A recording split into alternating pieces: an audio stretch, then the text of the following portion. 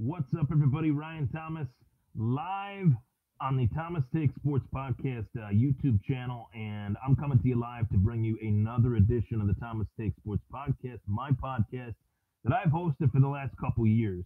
I've been working very diligently, very hard on creating content for Buffalo Bills fans, for mixed martial arts fans, for every sports fan. And that's what I've tried to relay as a message, that this isn't just a football show, this isn't just a baseball show, this is a sports show.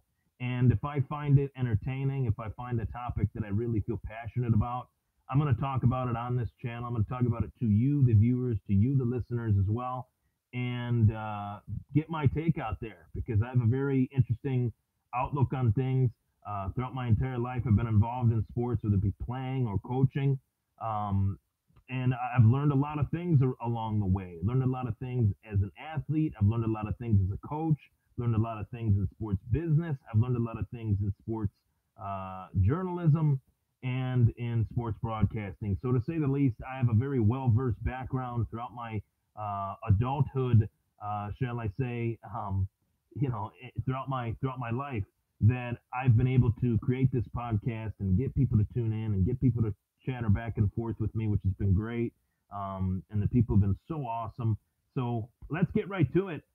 It's no secret, I'm a massive UFC fan, massive Bellator fan, massive WEC fan back in the day, and a massive Pride fan, among many other of the MMA organizations that have been around the last, shall I say, 10, 15 years, 20 years, essentially, 25 years, essentially, in the case of the UFC. So I'm coming to you live here tonight, and I want to talk about UFC Fight Night, the fight night that took place last night on FS1, Fox Sports 1.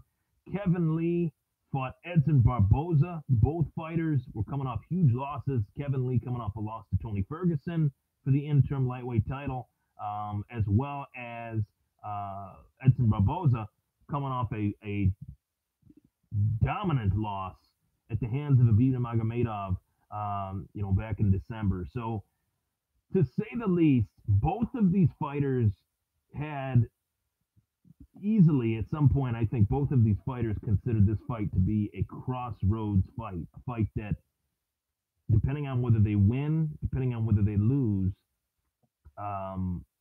they have to go down a different road.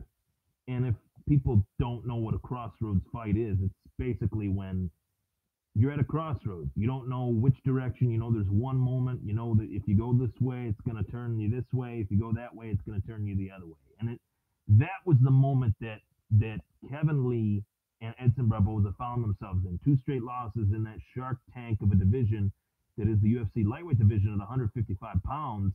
Definitely would have set back either fighter, whether it's Barboza or Lee. Both fighters would have been set back mightily had they lost Saturday night. Whoever the loser was going to be, facing some setbacks. And in the co-main event, you had Frankie Edgar, who I think is one of the best MMA fighters of all time. If you really look at what he's been able to accomplish throughout the years at different weight classes, against the competition that he's fought, when he has fought them. One of the greatest halves of he's a half of one of the greatest trilogies that there's ever been in mixed martial arts, where he fought Gray Maynard 3 times. And his back was against the wall a little bit. He's coming off a devastating first KO loss of his career versus Brian Ortega. So, to say the least, Frankie Edgar coming off this huge loss to Brian Ortega, I thought that, maybe Frankie Edgar, for the first time, Frankie Edgar is a little bit vulnerable. Maybe for the first time, Frankie Edgar is at a point in his career where he might actually be, quote-unquote, washed up. 36 years old. As I mentioned, the guy's fought the who's who. People are asking me to go live on Facebook as well, so I'm going to do that. He's fought the who's who. He's fought everybody. And I thought that, really, this could be a point in his career where he's at a crossroads. it potentially could be a point in his career where he's at a cross and he might never get a title shot again. And that's something that I thought heading into the bout um, with Brian Ortega. If he loses that fight to Brian Ortega, he's not going to get another title shot. Lo and behold, being the badass that Frankie Edgar is, he says, well, I'm going to fight as soon as possible. I'm going to fight in Atlantic City, New Jersey. I'm going to fight at Boardwalk Hall in front of my hometown fans weeks after my dad passed away, weeks after my grandfather passed away. And in any sport, whether it's baseball, football, hockey, it's always tough when you're playing a sport and you lose someone that has helped you become what you are in that sport.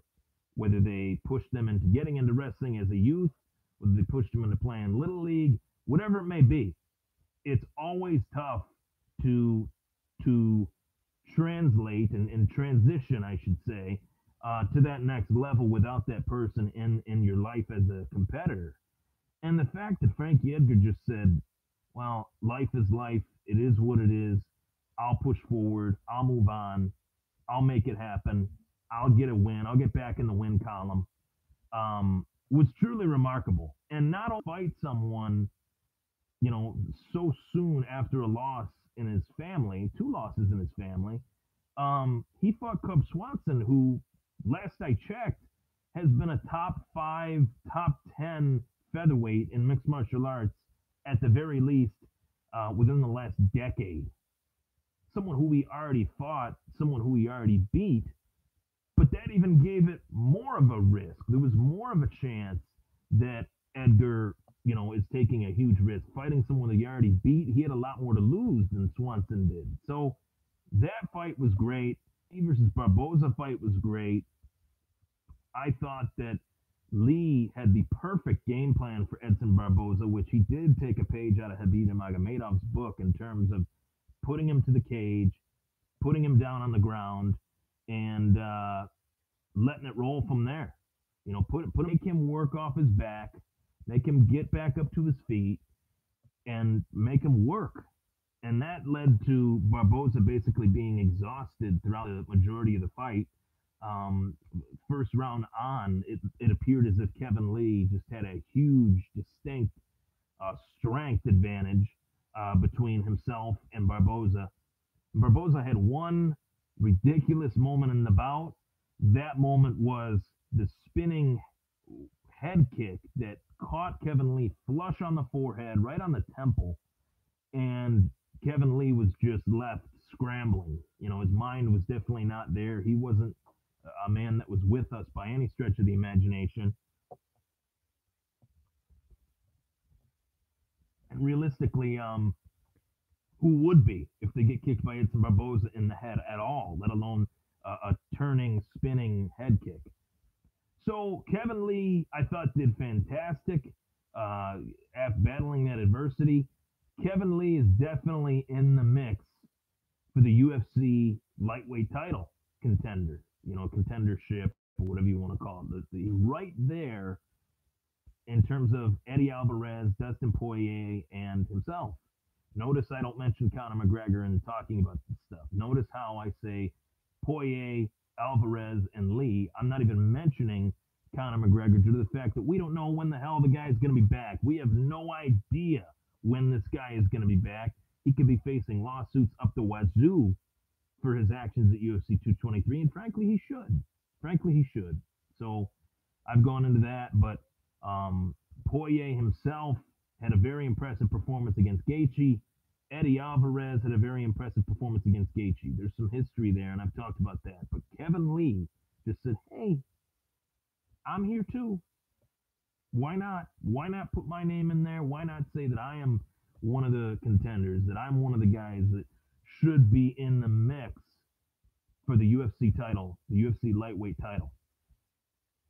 I think he should be. I mean, he didn't just beat Edson Barboza, he destroyed him, really. And in my prediction video, I thought Barboza would win. I thought his kicks were too dangerous and he fought anybody like Edson Barboza before, and it would catch him off guard a little bit. I was wrong. I was wrong. Kevin Lee was ready, willing, and able to eat whatever it was that Barboza was throwing his way, and he won the fight. There were a lot of other good fights on the card too, but I thought those two in particular were really, really good, really, really special. For the 155 and for the 145, Frankie Edgar comes off that loss to Ortega, and then fights Cub Swanson a month and a couple days later, and wins versus Cub Swanson in pretty dominant fashion. Now he's right back in it again. You can't kick Frankie Edgar down. He gets knocked down, he gets back, knows that. Figuratively, uh, mentally, in every which way, Frankie Edgar gets back up after he gets knocked down. Never gonna keep him down, just like the song says. So there's a lot to take in here as far as the lightweight division. I call it the Shark Tank because there's a lot of really, really good fighters. Any one of those fighters could be a champion in that weight class, whether it's Habib, whether it's Conor, whether it's Eddie, whether it's Kevin Lee. Any one of those fighters, even Gaethje, could be a champion in that weight class if he fought a little bit smarter and didn't fight harder, fought smarter. How they say work smarter, not harder. That's just Gaethje, man. He needs to go back to the drawing board. But to say the least, I'm excited for the division. I think Kevin Lee is right in the mix. I think Frankie Edgar got a huge win, and to say that it wasn't a huge win is a real understatement. Everything that was riding against him, fellow fighters talking about he's 36 years old, how he's coming off his first knockout loss in quite in his entire career. Is he vulnerable? Is he past his prime? Frankie said no, check mark, no, check mark, no. He just circled the yes or no questions with no, and he was right. He was right. So if I'm playing UFC matchmaker and I'm trying to figure out who I think these guys should fight next, I would say that there's got to be some history there with Poirier and Alvarez that has to be cleared up. That if they want to fight Habib for the title, one of those guys, both of those guys want to fight Habib for the title. They need to fight again because their last fight was a no contest fight.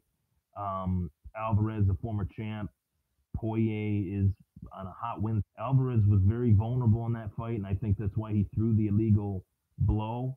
The fact that he threw the illegal blow, which led it to be a no contest, I think that gives Poirier an advantage of being the next contender at lightweight in comparison to Alvarez. Gives him a little bit of an advantage, being that in the eyes of many people, he was winning that fight before Alvarez threw that illegal blow. So there's a lot to take in there. People flying down my street. There's a lot to take in there.